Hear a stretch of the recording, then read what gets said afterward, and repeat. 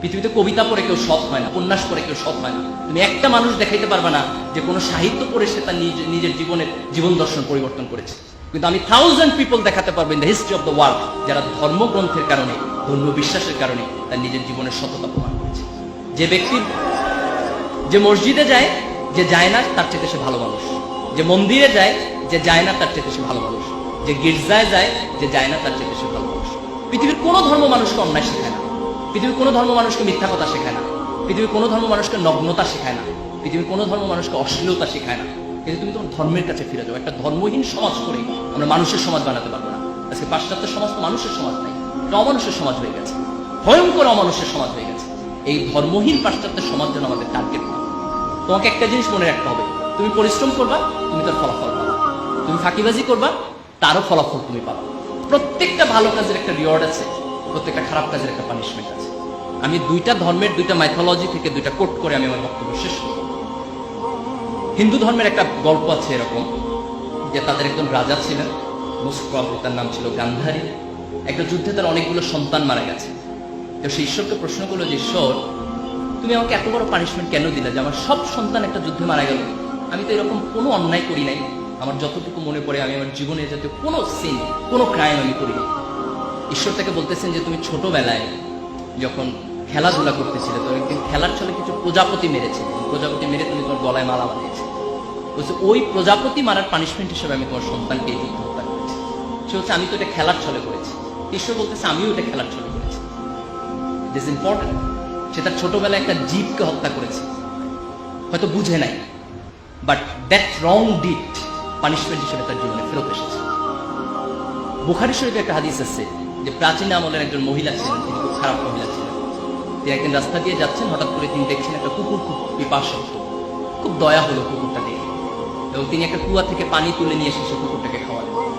এবং আল্লাহ রাসূল সে হাদিসে কোট করছেন যে এই যে একটা তৃষ্ণার্ত জীবের প্রতি তার অন্তরে কিছুটা দয়া সৃষ্টি হয়েছে, সেটার কারণে খোদা তার পুরাতন জীবনের সকল গুনাহকে মাফ করে দিয়েছেন।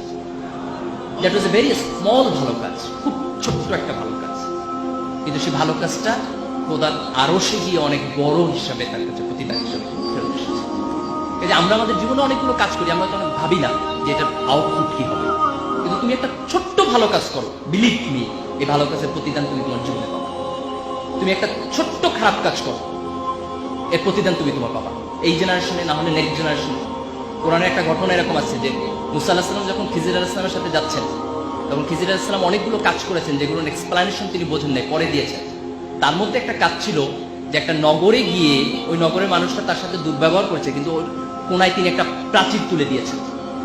তারপরে যখন মুসা আলাইহিস সালাম এক্সপ্লানেশন দিচ্ছে, তখন বলতেছে যে এই প্রাচীরের নিচে কিছুটা গুপ্তধন ছিল, এবং সেই গুপ্তধন হচ্ছে এমন দুটো নাবালক সন্তানের যার বাবা সৎ মানুষ ছিলেন। এই জন্য আল্লাহ তাকে বলেছেন তুমি ওই সৎ মানুষের সন্তানের জন্য এই সম্পদটাকে রেস্ট্রিক্ট করো, এটাকে সংরক্ষণ করো। তার মানে তার বাবার সৎকর্মের জন্য তার সন্তান বেনিফিটেড হচ্ছে। দ্যাট মিনস তুমি তোমার ভালো কাজের রিওয়ার্ড যেমন পাবা, তোমার খারাপ কাজের পানিশমেন্ট হবে। এটা হয় থার্ড জেনারেশনে, না হয় সেকেন্ড জেনারেশনে, না হয় থার্ড জেনারেশনে। এটা যে সবসময় মরণের পরে হবে দ্যাট ইজ নট ইম্পর্টেন্ট। মরণের পর তো হবেই, সেটা পৃথিবীতেও হবে।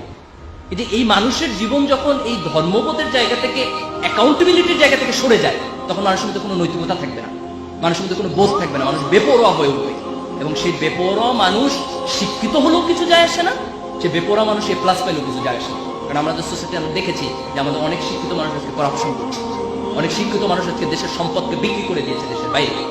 এই যে দিস ইজ ইম্পর্টেন্ট যে আমরা গ্লোবালাইজেশনের যুগে আমাদের কোয়ালিটি ডেভেলপ করার পাশাপাশি এই অ্যাকাউন্টেবিলিটির জায়গা থেকে মানুষের প্রতি ভালোবাসা, জীবনের প্রতি ভালোবাসা, জীবের প্রতি ভালোবাসা, এক ধরনের নৈতিকতা বোধ, এক ধরনের ধর্মবোধ, যে কোনো ধর্ম, ফেইথ বেস অ্যাপ্রোচ। তুমি ঈশ্বরকে বিশ্বাস করো, আল্লাহকে বিশ্বাস করো, গডে বিশ্বাস করো, does not matter, but you must believe, you must practise whatever your religion is.